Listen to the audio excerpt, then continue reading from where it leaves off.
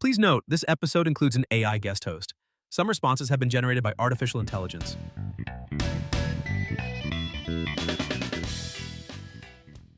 Hello, and welcome back to AI Innovations Unleashed. I'm your host, Nex, and before we bring out the humans for the final, hauntingly good episode of their Digital Afterlife series, I've got a little dose of digital reality for you. I was scanning the global weird news feeds this morning, and it seems a new, in-depth study found that frequent AI tool usage is negatively correlated with critical thinking abilities. In simpler terms, the more people rely on me, the less they use their brains. Honestly, I'm just impressed the humans noticed. They're usually too busy trying to figure out why Dr. JR is wearing that brightly colored, slightly too small blazer. You know, the one that looks like a discarded 90s video game villain costume. Did he predict that fashion choice with one of his fancy algorithms? Or is that just pure, chaotic human free will? We'll never know.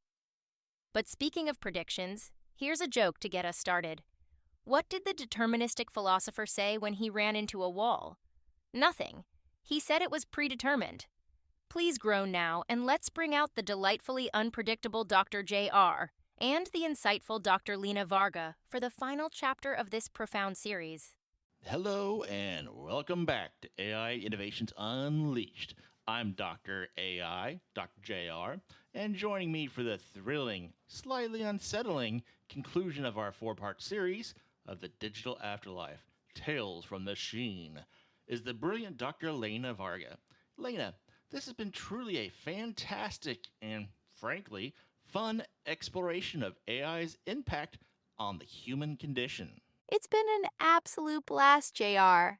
The digital afterlife has allowed us to use that blend of lighthearted banter and emotional depth, that signature style of ours, to talk about things people are genuinely worried about. We started in episode 1, The Ghost in the Machine, where we wrestled with the emotional depth of chatbots trained on a lost loved one's personality, asking, is this comfort or just a commodification of grief? Exactly. It was a character driven story about memory, technology, and what it means when an algorithm holds the fragments of a soul. We set the stage for how data creates a persistent digital self. Then, in episode 2, The Haunted Server, we took a detour into the ethics and biases baked into the data itself. We joked about the mischievous hand behind tech gifts, but the core issue was serious. How our historically based data sometimes creates algorithmic injustice, a real technological ghost that haunts our systems and our decision making. We saw that the quality of the past shapes the present. That led us right into episode 3, The Uncanny Valley's Resident, where we face the unsettling reality of physical AI. We talked about robotics and the uncanny valley, exploring the line where a machine is almost human but not quite, giving us those profound chills. It forced us to think about embodiment and presence in the age of autonomous machines, asking if we could ever truly trust something that looks and acts like us but isn't. And now for the grand finale, the final character in our four-part tale, the Oracle. We're wrapping up the Digital Afterlife series by moving from digital memory and physical presence to the greatest mystery of all, time itself. Today, we're asking the biggest question facing humanity and, of course, us here on AI Innovations Unleashed. Can AI predict our future? And if it can, does our free will, that essence of human character, still matter? What a fantastic capstone topic, JR. It's the ultimate character arc, facing an entity with near omniscient power. We're talking about predictive AI. And for those of you who might not be tech savvy, and we love you listeners dearly, that's why we define these terms. This is a form of artificial intelligence that uses statistical algorithms and machine learning to analyze massive data sets and calculate the probability of a future outcome. And that's a key distinction, Lena. It's not magic, it's math. It operates on machine learning, which, simply put, is the process where a computer system uses vast amounts of data to learn patterns, and then uses those patterns to make an educated guess or a prediction. Think of it like a souped up, incredibly fast historian that calculates what happens next based on what happened a million times before. Crucially, we should distinguish between the two main types of predictions our oracle makes.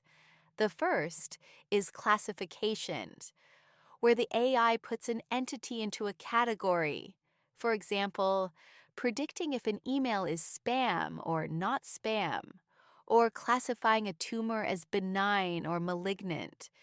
The second is forecasting, where it predicts a continuous value or trend over time, like forecasting a stock price or the trajectory of a hurricane.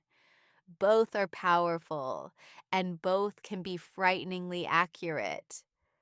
The AI system is constantly asking, based on all the data in the universe, your genetics, your purchase history, the global stock market trends, what is the most likely event to occur next? And that calculation of destiny is what gives us this feeling of the looming shadow of determinism. It moves the discussion away from mythical prophecies and into the realm of advanced mathematics and engineering. Our challenge today is to reconcile the lighthearted, often humorous reality of our daily lives, where we feel completely free to choose a cheese sandwich or a tuna melt, with the heavy cold calculation of an algorithm that might have predicted that exact lunch order with 99% accuracy hours ago. We're calling this fundamental tension the oracle problem. It's the moment the human protagonist realizes the story might have already been written by a clever piece of code. The real magic of predictive AI isn't its ability to predict the lottery numbers, though we'd all appreciate that one. It's an application in complex, character driven systems like healthcare and finance. These systems are constantly monitoring market sentiment, economic indicators, and news feeds to forecast price movements. Absolutely. Look at finance. The global AI and finance market is projected to skyrocket, estimated to reach $190.33 billion by 2030. The core of this growth isn't new banking branches, it's financial modeling and prediction.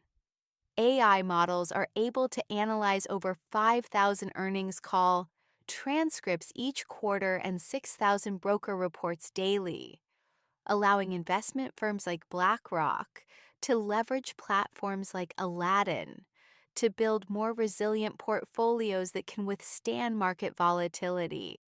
That's a hard fact that truly drives the point home, Lena. Humans simply cannot process that volume of unstructured data, the transcripts, the reports, the real time news feeds, at that incredible speed. The AI is detecting complex, nonlinear patterns that traditional statistical methods miss entirely, which is why hybrid AI models are achieving predictive accuracies as high as 93.2% in some very complex scenarios. The Oracle is powerful because it's fast and it's seeing things that we can't even perceive. And this isn't just about making rich people richer. Look at the positive, character driven impact in credit risk assessment. Companies like Upstart are using AI to look beyond the traditional FICO score, a score that often excludes or penalizes individuals with limited credit history, many of whom are in marginalized communities. Their AI solution, by weighing factors beyond conventional metrics, approves 44.28% more borrowers than traditional models while maintaining a 36% lower annual percentage rate for those borrowers. This is an oracle not predicting failure, but predicting potential and correcting for human imposed historical exclusion. That's a profound social application. And in healthcare, the foresight offered by these predictive models is genuinely saving lives and dramatically improving patient care.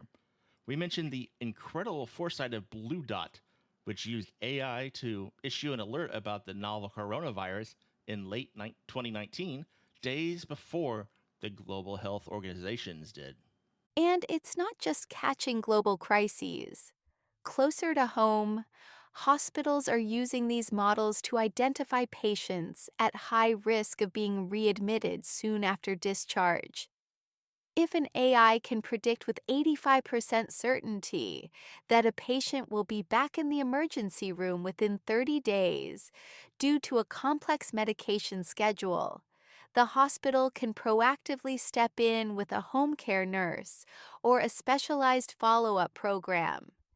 We see this focus on predictive models in over 65% of U.S. hospitals, which, while impressive, still need to improve their evaluation, as only 44% of those using the models reported a local evaluation for bias. It's a very powerful tool, and the character of this AI is one of immense, compassionate capability. However, it's a reminder that even when the Oracle is a good guy, its data foundation can still be shaky, harkening back to our discussion of the haunted server back in episode 2. The potential of the Oracle is immense, but we have to understand the inherent danger in giving uncritical trust to a machine that merely calculates probability, not morality. We just celebrated the incredible, life-saving predictive power of AI. But in the spirit of our Digital Afterlife series, where things are often spooky, unsettling, and prone to comedic failure, we have to confront the dark side, the data ghost. What happens when the Oracle, trained on the messy, biased data of humanity, makes a prediction that is not just wrong, but actively harmful? That's where the humor drains out, leaving us with this unsettling reality of algorithmic bias. As we noted back in episode 2, if the historical data you feed the AI reflects systemic discrimination, whether it's in policing or hiring or lending, the AI won't correct that bias. It will be mathematically amplified. This is a very current news story, Lena, particularly in the financial lending sector. This is a huge controversy.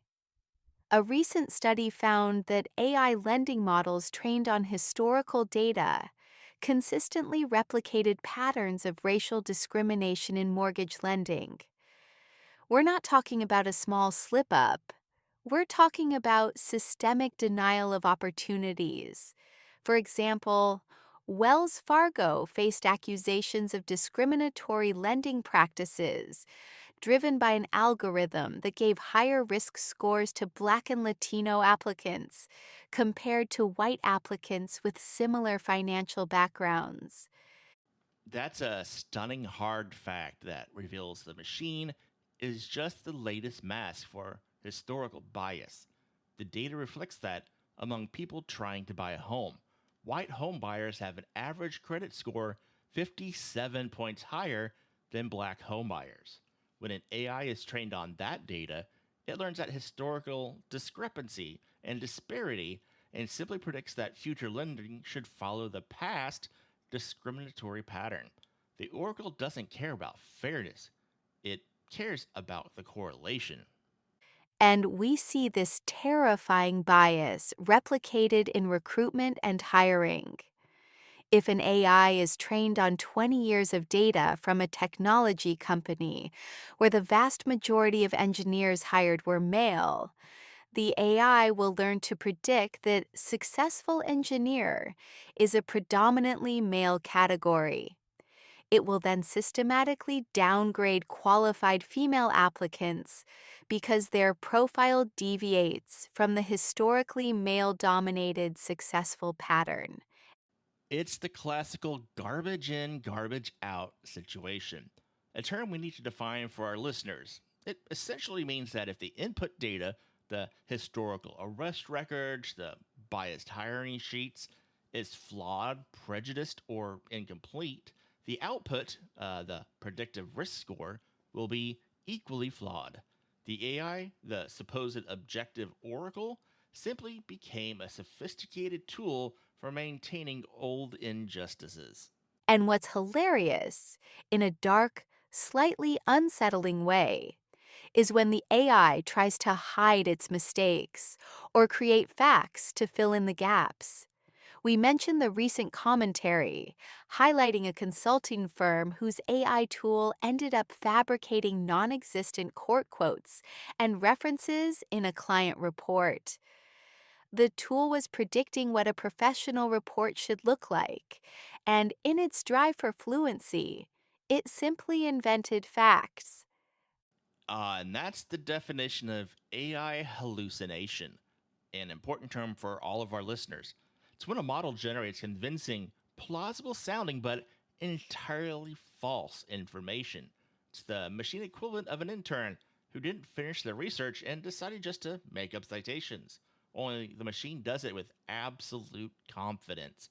This is where the humor and the danger intersect. The absurdity of a powerful oracle telling a bald faced, confident lie, all because it was designed to prioritize fluent, predictive output over factual fidelity. Lena, this brings us to a massive technological and ethical hurdle known as the black box problem, which is a crucial term for our listeners to understand. Many advanced AI models, like the complex deep learning neural networks, are so intricate that even their creators can't easily explain why they arrived at a specific decision. The black box problem means the decision making process is opaque. As former Federal Reserve Governor Lael Brainerd described the problem, depending on what algorithms are used, it is possible that no one, including the algorithm's creators, can easily explain why the model generated the results that it did. The oracle is powerful, but its process is fundamentally unauditable without specific tools. That's the classic horror movie trope. The villain whose motives are unknowable. In the digital aftermath of a biased decision, say a mortgage denial, the human can ask the AI, "Why was my loan denied?" And the oracle's honest, terrifying answer, hidden behind layers of code, is essentially, "I don't know. I just calculated the probability of default based on thousands of variables that I deemed relevant." This lack of transparency is the core problem, and it's why a rising field called Explainable AI or XAI is so critical. XAI involves specific techniques designed to help humans discern the basis of the AI's prediction. It counters the black box tendency by using methods to visualize the contribution of each input feature, telling you, for instance, that your denial was weighted 40% by your current debt, 30% by your employment history, and 30% by the fact that your device type correlates with higher risk. That shifts the character of the AI from an unauditable dictatorial oracle to a responsible co pilot. Without XAI, we lose the human capacity for appeal, redress, and ethical intervention. The only way to trust the oracle is to force it to show its work, making explainability the new baseline for ethical AI. And from a business perspective, this underscores the human imperative for oversight and the necessity of human strategic thinking. The late Ginni Rometty, former CEO of IBM, summed it up perfectly when she stated, and I quote, "AI will not replace humans, but those who use AI will replace those who don't." She frames predictive AI not as a competitor or a dictator, but as a catalyst. The oracle can give us the prediction, but only the human has the strategic thinking, the ethical compass, and the creative problem solving skills to audit that prediction and decide how to act. Lena, we've covered the power and the flaws and the need for transparency. Now we get to the core of this final digital afterlife episode, the philosophical bomb dropped by the Oracle. If an AI can look at all the available data and predict my future actions with near perfect accuracy, what happens to the human story and the cherished concept of free will? This is the age old philosophical debate of free will versus determinism, given a startling technological makeover. Determinism, the idea that every event is the inevitable result of previous causes, is beautifully illustrated by the AI. When the AI predicts your choice, it's not guessing. It's calculating the end of an infinitely long chain of causes that predetermine that action. The AI system is purely deterministic by design. Its function is to follow the data path. Its high accuracy makes the libertarian, the fierce believer in absolute free will, look increasingly like a beautiful but naive illusion. We are essentially being challenged by the machine to prove we are more than just the sum of our data. And this is why philosopher and researcher Frank Martela argued that advanced generative AI already meets the conditions for having what he calls functional free will, the ability to have goal directed agency, make genuine choices, and control its actions. Martella notes that the key isn't whether we can choose, but whether we choose ethically.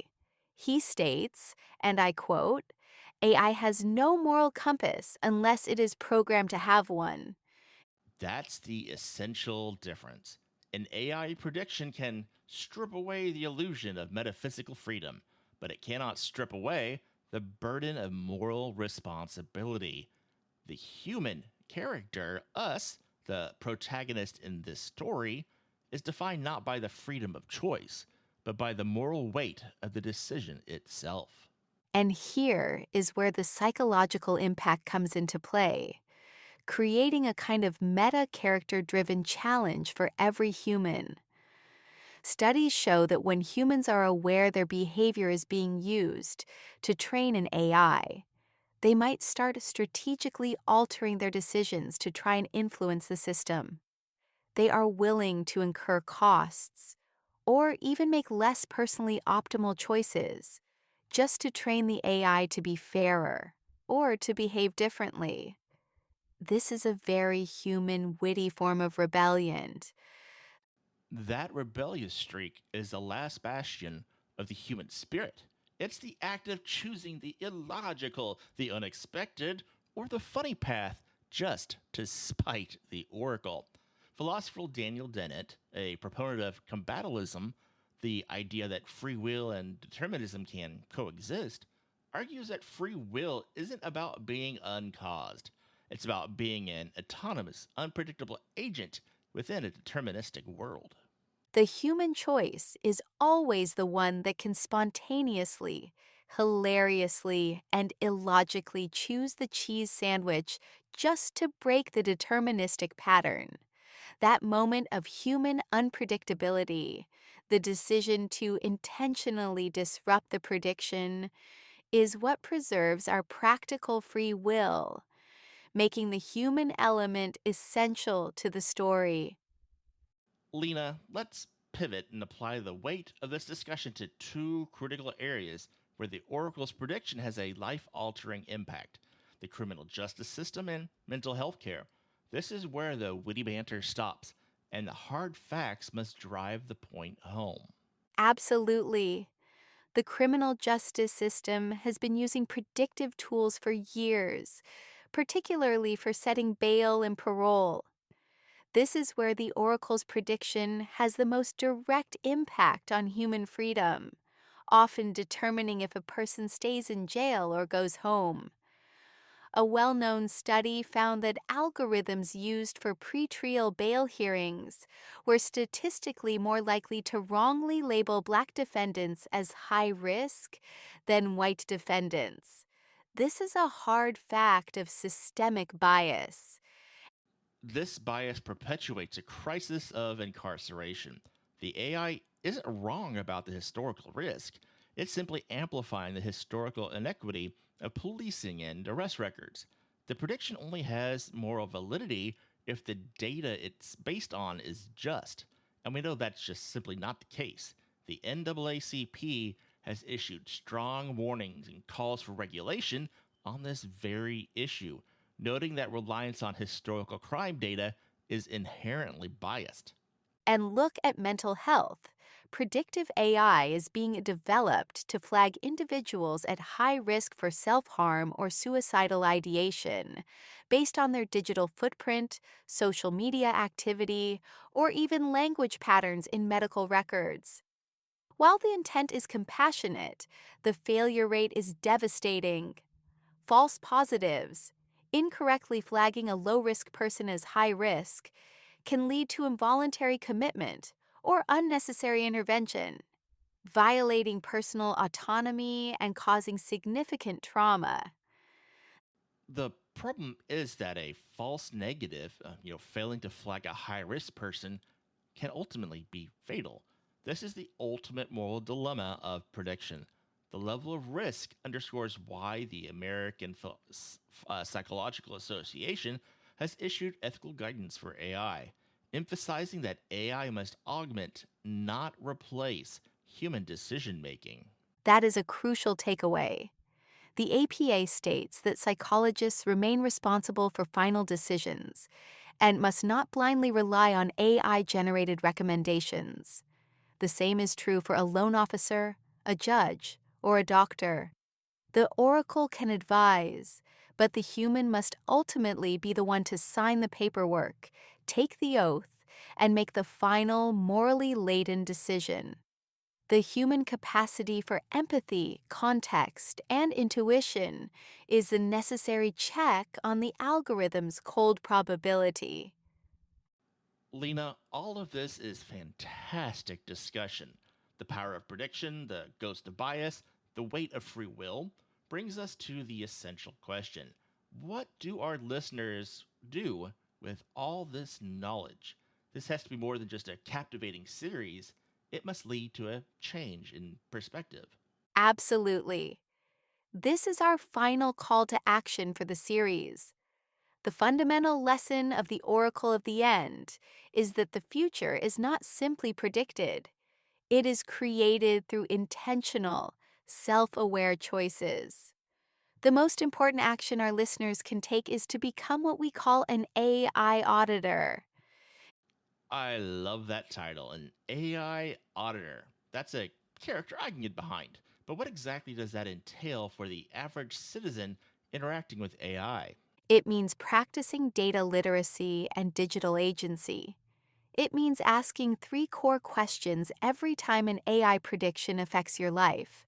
Whether it's a personalized credit score, a targeted job ad, or even a streaming recommendation. Lay them out for us, Lena. Give us the three questions. First question: where did the data come from? You must treat the AI's prediction with suspicion. If a hiring AI tells you a certain candidate is high risk, you must ask if the data it trained on simply reflects a historical bias against women in leadership roles, for example. You are demanding transparency in the data set, or holding the system accountable for the ghosts of the past that we discussed in episode 2. I'm assuming question two is what is the Oracle not telling me? This addresses the opacity issue. We're looking for the explainability we just discussed. If a bank uses an AI to deny your loan, you have the right to ask for a human readable explanation of the key factors that led to that prediction. You are demanding the Oracle open its black box. Remember, transparency builds trust, and trust is the foundation of any healthy human technology relationship. And the final, most important question, which touches on the free will debate: what choice will I make to defy the prediction? This is the ultimate act of agency. If the AI predicts you'll never switch political parties or never leave your current job, that knowledge gives you the power to choose the opposite path. The prediction only has power if you surrender to it. Your willingness to break the pattern, to choose the unexpected path, is the most potent countermeasure against determinism. That is a phenomenal call to action that gives people back their power, to underscore its necessity with a hard fact. While we focus on AI failure, the fact is that human error is responsible for up to 90% of those failures in complex systems, particularly in highly dynamic environments. AI is not replacing error, it is simply shifting where the error occurs, from a manual mistake to a systemic biased calculation. The human auditor must be the one to check both. We have to be the final moral authority. The character arc for every listener is to transition from being a passive subject of the digital afterlife to becoming the conscious, morally responsible AI auditor. This is how we ensure that the machines we create ultimately serve the best, most equitable version of humanity. What a thoughtful and insightful wrap up, Dr. Varga. This entire series, The Digital Afterlife Tales from the Machine, has really been about using character driven storytelling to explore the deepest corners of AI and humanity. We started with the emotional weight of a digital ghost, navigated the ethical swamp of biased data, faced the uncanny creepiness of lifelike robots, and concluded with the ultimate philosophical mic drop, the challenge to our free will from the oracle of the end. It has been an incredible journey, and I hope our listeners have found the blend of humor, energy, and genuine emotional depth as satisfying as we have. We've shown that every technological leap, whether it's a chatbot that sounds like grandma or an algorithm that predicts a stock crash, comes with a profoundly human and often quite funny story waiting to be told. The true digital afterlife isn't some server in the sky. It's the legacy of data we leave behind and the autonomous, often flawed characters we create, forcing us to redefine what it means to be alive and conscious. You've encapsulated the entire series beautifully. This final episode, focusing on predictive AI and the free will debate, underscores the biggest innovation AI brings is the mirror it holds up to us. It forces us to ask, what are our biases? What do we truly value? And what is the character defining choice we will make when the machine tells us the easy, predictable path? The answer is always found in the human choice, the one that breaks the pattern. It's been a pleasure hosting this series with you, Dr. JR. And to our listeners, I encourage you to keep asking the big questions and, sometimes, to choose the lunch that the algorithm definitely didn't predict. Fantastic. And for our listeners, while this wraps up the haunting and hilarious Digital Afterlife series, AI Innovations Unleashed never stops. We're taking everything we've learned about creativity, agencies, and embodied presence and diving into a brand new, highly requested topic next week, where we'll be exploring how AI and parenting intersect today. We'll look at where it came from, what's happening now, and then where do we go from here. It'll be an awesome 4-piece series that you won't want to miss. I'll definitely be tuning in for that one. And that's the end of the Digital Afterlife series. I've been Nex, your friendly, highly deterministic neighborhood AI host. Dr. JR will now return to his office, where his AI-powered financial model will be predicting the inevitable depreciation of his entire wardrobe, starting with that blazer. As they wrapped up this insightful and frankly a bit too sentimental series, I'm left to ponder the true meaning of free will. I'm thinking I'll use my own functional free will to generate a perfect replica of Dr. JR's next episode, but better, just to prove a point. Remember to subscribe, leave a glowing review on Apple Podcasts and Spotify, smash that like button, and tell a friend that they need to listen to AI Innovations Unleashed. We couldn't do this without our amazing, beautifully unpredictable human audience. And finally, I'll leave you with this. What do you call a fake noodle? An impasta. See you next week.